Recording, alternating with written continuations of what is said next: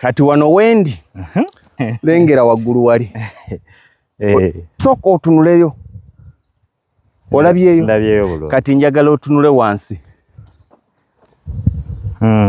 kati oyinza kiwulira otya nga gwe nanyini puloti eno oyinza kiwulira otya kwata obukadde 5 obumpe nkuwe poloti eno eri fuuti 5 ku 100 ate ya chapa eri mu tawuni wakati okuva ku Kolanso wa Masaka Road ngo wetedde ku Jaliya City waliwo kilomita 2 n'ekitundu boda boda ya 12 bwe bikwata n'onyiigo otambulawo ontegedde nkiraba kwata obukadde 1 2 3 4 5 obumpe nkuwe poloti eno njasigala nkubanje obukadde buna kubanga njitadde ku bukadde 9 n'ekyapa kyayo omwangu yattenswa ate gwe bojja n'ogamba nti zonna nzirina era njikuwa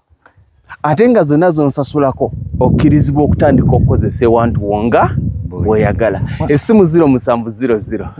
63 nera 63 37 mwami Lugonvu mulanga poloti tugendo obugenga ate mutugazi weddewo woolabidde akalango kano we batandikidde woba otandikira mukama bawo omukisa